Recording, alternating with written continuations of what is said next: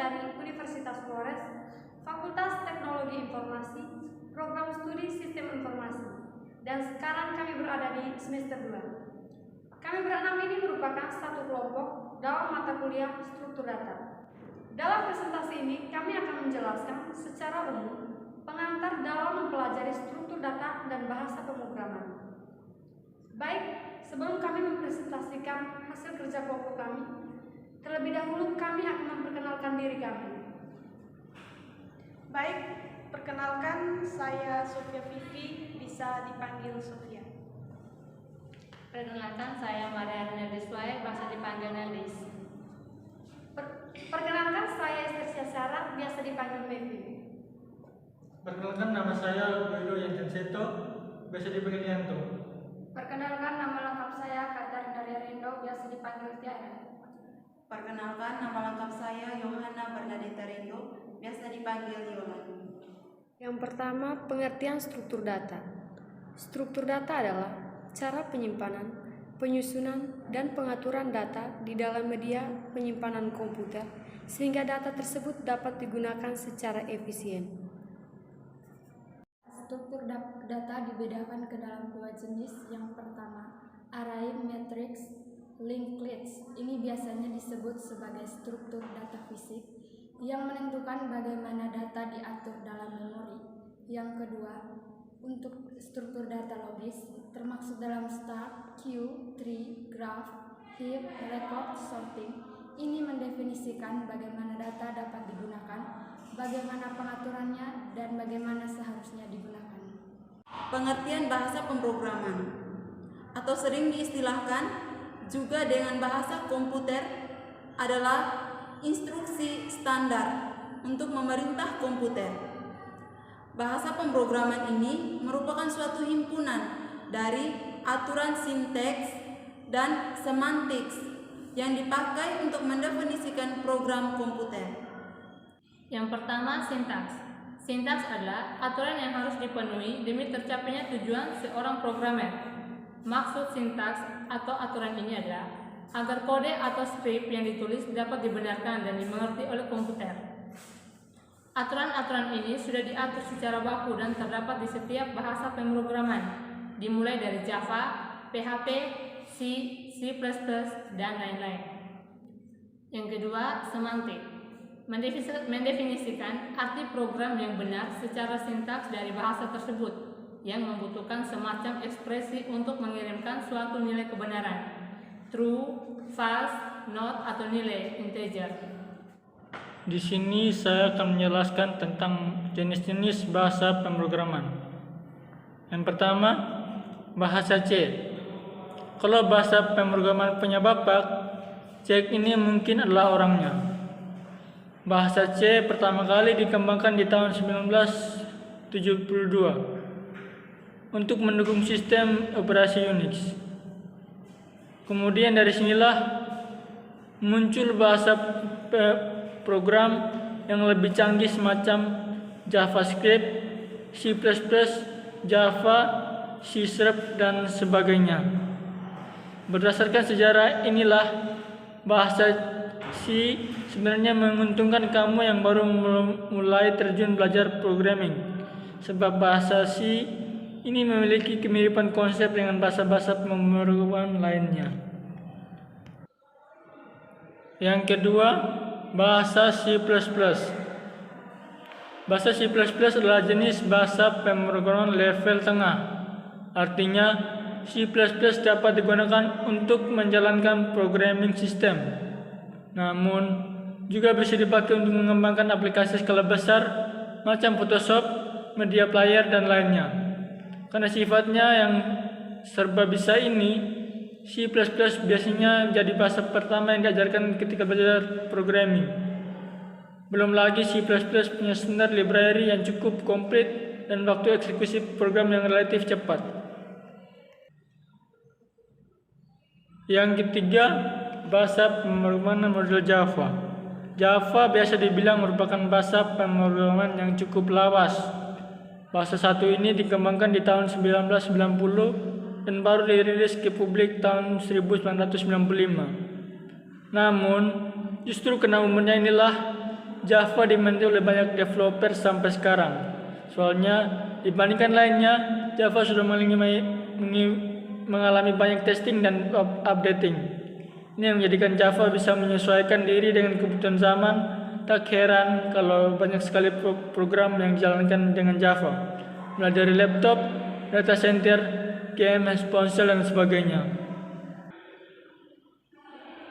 Yang keempat, bahasa C# atau biasa ditulis dengan bahasa C pagar. Merupakan bahasa yang bisa digunakan untuk bermacam keperluan, mulai dari pengembangan website, aplikasi Windows, sampai dengan games. Selain serba bisa, C# cukup terkenal karena ramah untuk developer dengan berbagai tingkat kemahiran, dari yang pemula sampai dengan pro. Developer pro sepakat kalau C# itu tidak terlalu kompleks, bahkan memudahkan mereka ketika harus menulis program yang agak rumit dan diperlukan di scale up. Bahasa pemrograman selanjutnya adalah bahasa Python. Bahasa Python adalah bahasa pemrograman yang ramah pemula. Bahasa satu ini terkenal mudah dipelajari karena sintaksnya yang jelas dan intuitif. Bahkan sintaks Python banyak miripnya dengan bahasa Inggris. Selain itu, komunitas Python juga cukup aktif, baik di website sendirinya maupun di Stack Overflow. Tentu ini membuatmu lebih gampang ketika harus mengulik sesuatu ketika belajar. Selanjutnya, bahasa JavaScript. Ini adalah bahasa yang paling populer di kalangan developer. Selama 7 tahun berturut-turut, JavaScript mencatatkan diri sebagai bahasa yang paling banyak digunakan developer.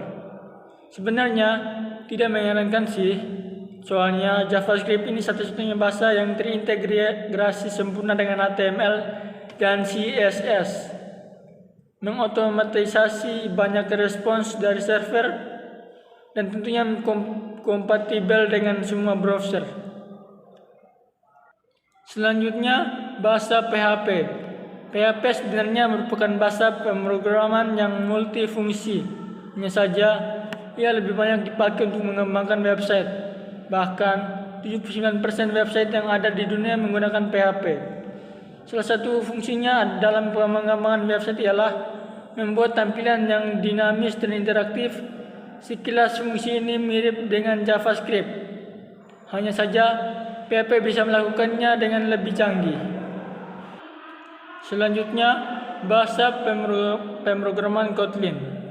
JetBrains merancang bahasa pemrograman khusus bernama Kotlin yang diperkenalkan pada 2011. Ini adalah bahasa pemrograman yang bersifat open source dan statis yang dikhususkan untuk Android dan JVM. Selanjutnya, bahasa Rust. Ini adalah bahasa pemrograman multiparadigma. Rust berfokus pada aspek keamanan atau telah teruji. Bahasa pemrograman open source ini diciptakan oleh Graydon Howard dan pertama kali dirilis pada tahun 2010. Mozilla Foundation bertanggung jawab untuk aspek maintenance-nya. Ruby merupakan bahasa pemrograman yang cukup banyak digunakan oleh startup. Tak heran, karena bahasa ini sangat fleksibel dan mudah digunakan. Sintaks yang dimiliki Ruby paling dekat dengan bahasa Inggris. Bahkan, saking mudahnya dipahami, orang yang tak mengerti pemrograman pun bisa tahu apa yang Ruby lakukan. Soal fleksibilitas, Ruby juga tidak ada tandingannya. Bahasa ini memperbolehkan kamu meringkas beberapa baris kode dalam satu baris saja. Selanjutnya adalah bahasa pemrograman Swift. Tergolong bahasa pemrograman yang masih muda, ia baru dikenalkan Apple pada tahun 2014. Fungsinya spesifik untuk mengembangkan aplikasi di iOS dan macOS. Setahun setelahnya, barulah Swift dijadikan open source dan closed platform. Dibandingkan pendahulunya, Swift memiliki lebih banyak kelebihan. Ia cenderung lebih cepat, aman, dan mudah dibaca. Jumlah kodenya sedikit, tidak rawan error dan interaktif. Selanjutnya, SQL adalah bahasa khusus yang dipakai untuk mengelola dan mengambil informasi spesifik dari database. Dengan menggunakan SQL, kamu dapat menyimpan ribuan bahkan jutaan informasi detail seputar apapun di database. Itu kenapa SQL ini lebih banyak dipakai oleh banyak perusahaan berskala besar. Selanjutnya, bahasa pemrograman Visual Basic. Visual Basic adalah semacam bahasa pemrograman yang dikembangkan oleh developer ternama dunia, yakni Microsoft. Bahasa khusus pemrograman ini menawarkan ide visual guna pembuatan software khusus berbasis sistem operasi Windows. Bahasa pemrograman ini sendiri merupakan turunan dari bahasa pemrograman Basic. Saat ini Visual Basic juga termasuk ke dalam kategori bahasa pemrograman terpopuler Indonesia. Bahkan sekarang sudah terdapat grup Visual Basic Indonesia dengan anggota 20.000 lebih. Baik, saya akan menyimpulkan penjelasan dari teman-teman. Pengertian program itu sendiri adalah sekumpulan instruksi yang melakukan operasi pada data. Maka dari itu, data sangat berperan penting. Karena apa? Karena tanpa data, instruksi tidak dapat dilakukan. Apa itu data dan dari mana kita memperoleh data? Data merupakan fakta-fakta atau informasi-informasi yang dikumpulkan atau diperoleh, yang akan diolah dalam suatu sistem program dan akan menjadi suatu program yang jadi atau dengan kata lainnya suatu aplikasi. Dari mana kita memperoleh data? Ada beberapa cara, antara lain observasi atau pengamatan merupakan melakukan pengamatan dan pencatatan secara sistematis. Kemudian yang kedua, kuesioner, yaitu merupakan memberi seperangkat pertanyaan tertulis kepada responden atau narasumber untuk dijawab. Yang ketiga, interview atau dengan kata lainnya wawancara. Dan yang keempat, Joint Application Development atau JAD. Ini merupakan pengumpulan data yang dilakukan dalam rapat atau meeting. Ruangan rapatnya disusun dalam bentuk U. Disediakan juga whiteboard, sarana prasarana presentasi, LCD, dan lain-lain. Dan di situ terjadi proses pengumpulan data, Joint Application Development atau JAD. Banyak jenis pengumpulan data lainnya, namun saya hanya bisa menjelaskan 4 jenis data ini saja yang sering digunakan orang dalam mengumpulkan suatu data. Mengapa sangat perlu mempelajari struktur data atau bahasa pemrogramannya? Karena ini merupakan dasar yang utama untuk seorang programmer atau siapa saja yang ingin membuat suatu program atau aplikasi, terutama jurusan komputer atau lulusan sarjana komputer. Tidak hanya selama ia menempuh pendidikan mempelajari teori akademis saja, melainkan juga harus mampu menjadi seorang programmer, yaitu dengan dasar utamanya mempelajari struktur data dan bahasa pemrogramannya. Tanpa struktur data atau tanpa mempelajari bahasa pemrograman, kita atau seorang programmer tidak bisa membuat suatu program atau aplikasi sama sekali. Maka dari itu, marilah dari sekarang kita harus memiliki pemahaman yang baik tentang struktur data dan bahasa pemrogramannya, yaitu dengan terus menggali pengetahuan dan berlatih terus-menerus. Demikian hasil presentasi kelompok kami, semoga bermanfaat. Dan mohon maaf jika ada kesalahan. Dan jangan lupa like, subscribe, dan komen di channel YouTube kami. Terima kasih telah menonton.